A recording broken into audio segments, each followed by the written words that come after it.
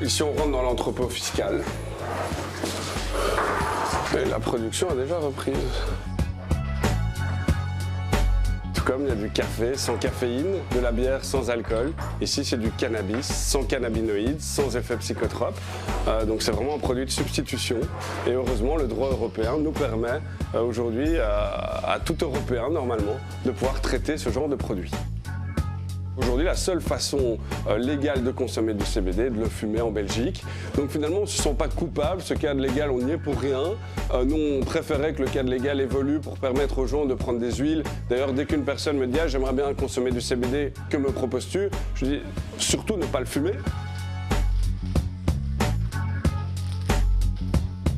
Ici, on va avoir des sacs de vrac, tout simplement. Et alors, on va stocker les fleurs et ici, on va attribuer. Donc, ici, cette fleur qui est le lot 147, qui est un lot simplifié. On a attribué qu'elle allait se retrouver dans le paquet Aise destiné à la Belgique et la variété Amnesia. Ce timbre, en fait, intrinsèquement, il représente 50% de taxes sur le prix de vente final. Les produits, pour qu'ils puissent être en libre circulation, donc voilà, se trouver dans la rue, dans les commerces, etc., être achetés par des personnes, il faut qu'il y ait un timbre fiscal qui soit apposé dessus. Sur ce timbre fiscal, on retrouve le prix de vente final. Donc en Belgique, les prix de vente sont fixés à l'avance par des entreprises comme nous. On s'est retrouvé à la sortie de nos études.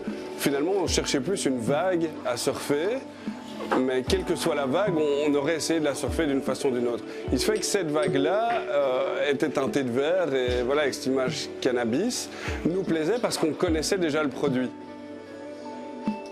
Moi j'ai des études de bio-ingénieur du coup, avec un master en chimie et bio-industrie, ce qui est parfait pour ici du coup. Comme ça je peux développer en fait, faire la recherche et développement pour développer de nouveaux produits. Ensuite mettre au point les processus de fabrication, les optimiser si nécessaire et après former des personnes qui pourront le faire pour. En gros c'est ça mon rôle principal ici. En fait, dans le cannabis en général et dans les fleurs de CBD, on va retrouver différents cannabinoïdes. Celui qui est le plus connu et qui doit être, pour être légal, en dessous de 0,2%, c'est le THC, c'est ce qui va nous rendre high, donc on va avoir un effet vraiment sur notre cerveau. Mais on a d'autres cannabinoïdes, tels que le CBD, le CBG ou le CBN, qui vont avoir d'autres effets. Donc par exemple, le CBG est connu pour ouvrir l'appétit, pour nous relaxer. Le CBN, lui, c'est plus une molécule qu'on va prendre qui va avoir tendance à nous faire dormir, à nous faire nous reposer. Donc c'est pas mal pour des formulations, par exemple d'huile, qui nous aide à dormir en soirée, etc.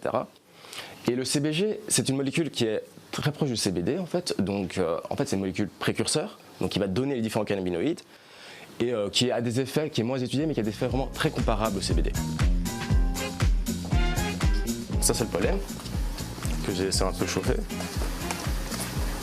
Donc là, mon but vraiment, c'est de prendre la matière que j'ai faite et l'effriter afin d'avoir vraiment une poudre pour que ce soit le plus homogène possible. Et après, je vais compresser et vraiment essayer de faire un produit homogène et cohésif. Donc l'idée à la fin, c'est d'arriver à une résine un petit peu similaire à ce qu'on peut voir ici, par exemple, qui pourrait être fumée, notamment, ou alors juste allumée pour donner une petite odeur dans la pièce. Et ce qu'on connaît plus communément sous le nom de hashish, en fait, dans le monde.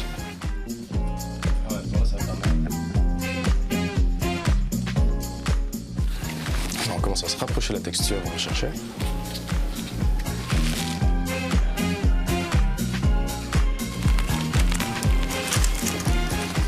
Voilà, on se retrouve avec une résine de ce type qui est assez malléable. Et voilà, qu'on pourra tester tout à l'heure.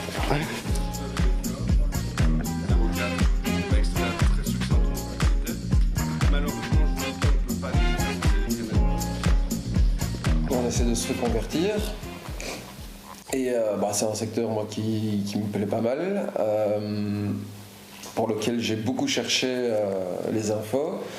Et on se retrouve devant ce mur de qu'est-ce qui est faisable en Belgique au niveau de la production, à partir de quelle surface ça peut devenir rentable, sur quelle quantité, sur quel type de produit ça peut être rentable, quels sont les investissements éventuellement, s'il y a transformation obligatoire, des choses comme ça. Quoi.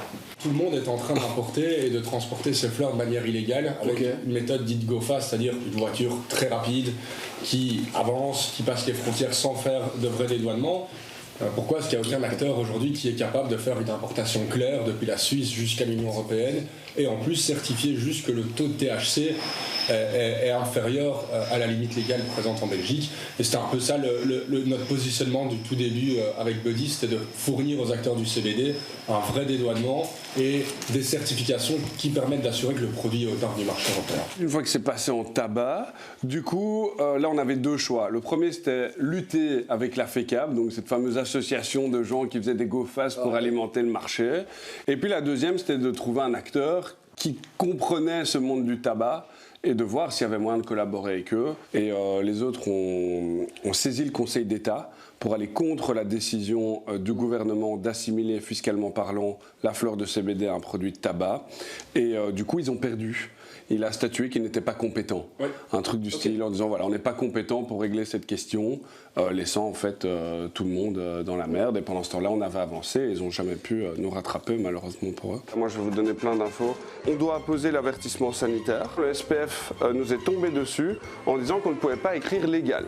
Pour que ce soit légal, il faut apposer un terme fiscal. Le mot CBD est interdit aussi. L'accise sur nos sachets là-bas est de plus ou moins 50%. Le cannabis ne peut pas être mangé. A priori, ils vont simplement interdire le HHC en mars-avril. Le 03, on va devoir attendre. Ça doit être de labo en labo avec des transports spécialisés. Et alors, vous êtes obligé d'utiliser des souches du catalogue européen.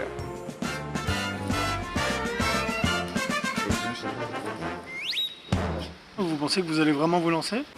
Oui, alors, c'est encore, on doit avoir pas mal de... C'est très complexe, non, effectivement, c'est plus compliqué que ce qu'on pensait déjà.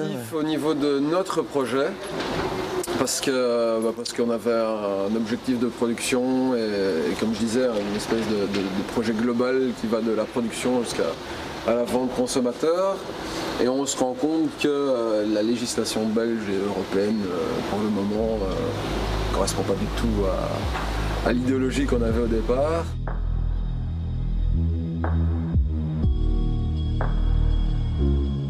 Les banques ne nous ont jamais soutenus, donc on a dû grandir de façon organique. Donc à partir de ces 5 000 € qu'on avait mis chacun, on a acheté des kilos, on a revendu, on a pris un profit, on a toujours réinvesti. Ça n'a pas été facile, mais grâce aux compétences de chacun, on a pu évoluer. Première année, on fait, c'est une année, un exercice un peu plus long parce qu'on a commencé fin 2018. On fait 750 000 plus ou moins euros de chiffre d'affaires avec 60 000 € de bénéfices si je ne me trompe pas. Et puis ensuite l'année d'après on passe à 2,3 millions où là on fait 124 000 € de bénéfices. Et puis l'année passée, si je ramène ça sur un exercice d'1 an, parce qu'on a dû prolonger l'exercice parce qu'on a acheté le bâtiment ici, etc., on est à 5 millions d'euros de chiffre d'affaires avec un bénéfice de 650 000 € pour faire simple. On va acheter notre produit, on va en général l'envoyer en Suisse pour transformation car c'est le seul pays européen qui aujourd'hui permet de traiter ce type de produit au niveau de la transformation avec un taux de THC suffisant que pour permettre de transformer le produit. Donc on va tout centraliser en Suisse, on a une filiale, et puis ensuite là on le met aux normes du marché européen et on l'exporte par avion en Belgique. Pourquoi l'avion? Parce qu'on ne peut pas encore officiellement traverser l'Allemagne ni la France avec ce type de produit, bien que ce soit les deux marchés où on vende le plus. Un paradoxe de plus.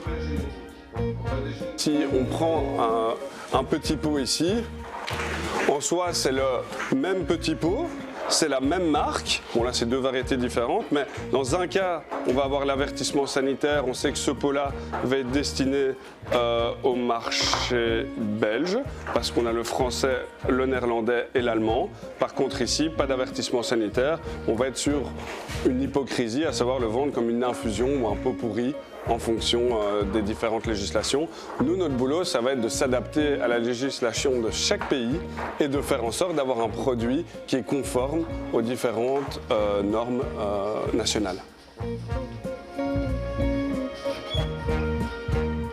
Bon, je mets en petite quantité, ça sert à rien d'en mettre trop. J'ai pas envie de faire un produit sans l'avoir testé avant.